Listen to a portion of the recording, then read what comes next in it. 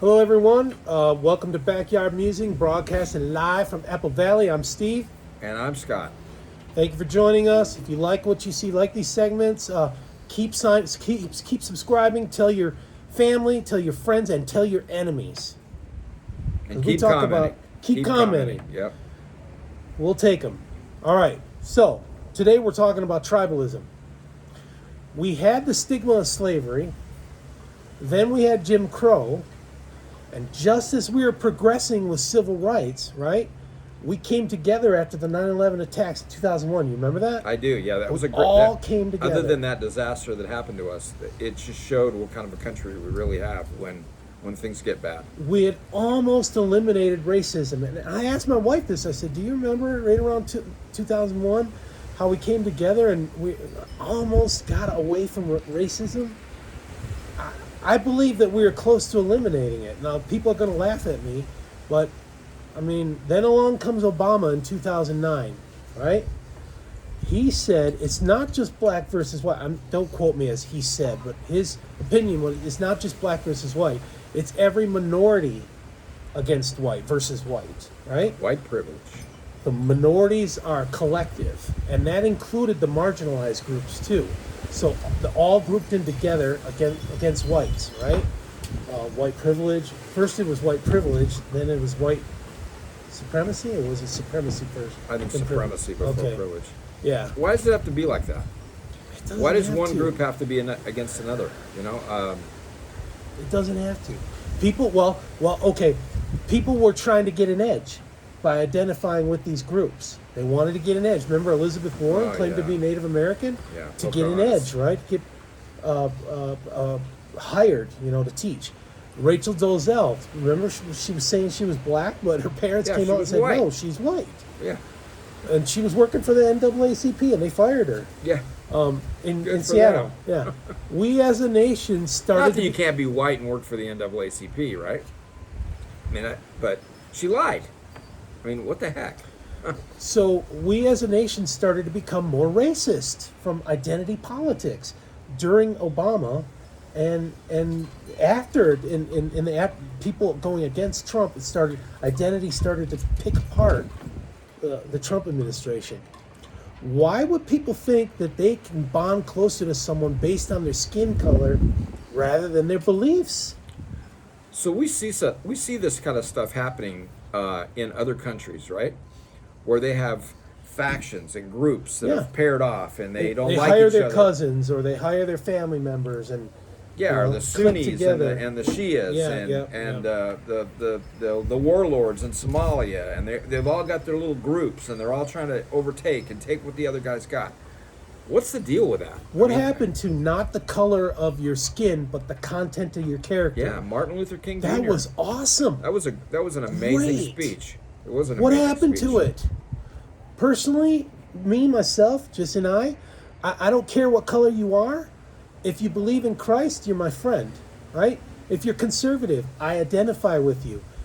Taking it one step further for me, because I'm a Christian, I'm required to love everyone, even as I love myself. Doesn't matter, bond free, color, rich, poor, it doesn't matter. I'm required to love them. But not everybody thinks like that. I know not everybody thinks like that. That's just me. Okay, we know from history that once a people goes tribal, that mixed society falls apart because of tribes. The tribes will band together for defense. All right, we know from history. Look at Rome. Rome started out Roman, and then they started conquering other races, and that came together, and that fell apart. I mean, that's the biggest one. Multicultural, unified cultures working together takes centuries to be harmonious, right? But a multicultural, divisive society can fall apart within a decade, dividing each other, right? The tribe is really the enemy of society and the enemy to democratic progress because it destroys meritocracy. The tribe is going to go to their own, who they look like, who looks like them, and who acts like them. And we're seeing that with diversity, inclusion, and equity die, which means do not hire the most capable, but hire based on blood ties or superficial appearance. It's just so wrong. Merit. It needs to be based on merit. You know, I mean, I want the best guy working best. for I me, don't care or what I color want to be they working are. for somebody who's going to be I don't working care just if as they're hard. handicapped. I don't care. Yeah, exactly. I don't care. You know, Give me the best, so that we can move forward and be they can productive feed for their Be families. productive. You know, Exactly.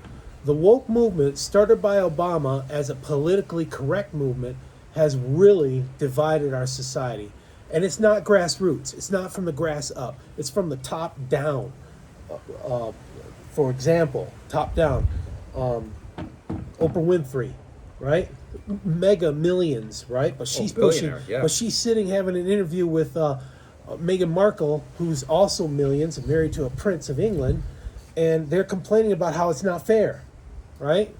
Who else? Oh, Michelle and Barack Obama telling you how racist and we all and Up until her husband was elected, she wasn't proud of this country. right. You know, what's up with that? But they go back to their $1 million estate in Martha's Vineyard Multi-million or dollars, yeah. Hawaii, right? Right. Okay, so it's tops down, and it's gaining momentum from the grassroots. People are identifying it. Wasn't it Kendi who said, "You must be a racist to stop racism. You must discriminate to stop discrimination." That's like use fire to put fire out. You know? Well, that's not going to work. Yeah, it's. I mean, I know they backfire in some cases, but still, that's not productive. No, you can't do racism to fight racism. I personally think acceptance and love is going to do away with those discrimination and racism. Within reason, right? Within reason, yeah. Trust but verify. Trust but verify, yeah. I was just talking about with Cameron flushing the toilet. He said, I did it. Well, trust and verify. So Austin and Millie were trying to root out white privilege and white supremacy, right? Meanwhile, we're losing in Afghanistan. Biden was on the phone with Karzai telling him to lie that all was well. When the Taliban, they smelled blood in the water. And what did they do? The country started to topple. I mean, it was a race towards the capital. Yeah, and isn't our recruitment down right now in our military? Yeah, the Army has lowered their recruitment, lowered the standards and the quantity of recruits they want to get. That's the wrong direction, folks. The wrong direction. And the Taliban taking it over made the Afghanistan withdrawal deadly and chaotic, right? Did it not make you think the brass in the Army was incompetent? It made me think that. I mean, I'm retired. Army. Well, yeah, definitely. But it Pentagon type brass, right? Focused on the woke and not how to do business, right? I'm sure I'm going to get comments on that. The military should be excluded from any bureaucratic baloney. That former We're there to defend the nation. exactly. What was it Rush Limbaugh said? Say, break things, kill people, break things. That's what the military does.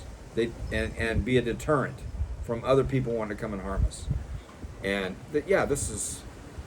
Are we talking about reparations? We're not going to get to reparations. No, okay, no, good. no. Okay. Say, That's another 15 how or did 20 minutes. How did the Major League Baseball, the NFL, and NBA look during Jim Crow? It wasn't very exciting. Right. Those games were not exciting, right? But instead, civil rights and meritocracy occurs, and now athletes of color are overwhelmingly excelling because of skill, talent, and dedication, not color of skin. Right. Not. Now sports games are exciting, are they not? I mean, baseball is a little bit boring, but they're trying to tighten that down by the pitcher and the catcher trying to get the game. But they're exciting. Basketball, football. Yeah. And thank goodness for a few owners back in the early days of baseball who took a chance. Yeah. Jackie Robinson. Jackie Robinson was a biggie. That's what it's all about. So again, a merit-based thing. Those guys they're good. Talent. Obviously, they worked hard. NBA. Those guys, they're obviously they excel in their field, and that's why they're on the court. So tribalism can destroy us. And Monday we're going to talk. We're going to examine what a modern-day civil war could look like. There's a movie coming out April 8th. It's already been premiered. It's called Civil War. Oh, yeah. It's about how that could happen. And I want to go into that and how I think that could start and what could happen. And it's just my views, our views, I mean.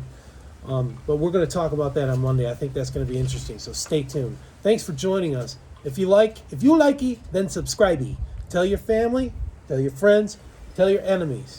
Comments, please. Give us Keep them comments. We coming. love them. Thanks, guys. Take care.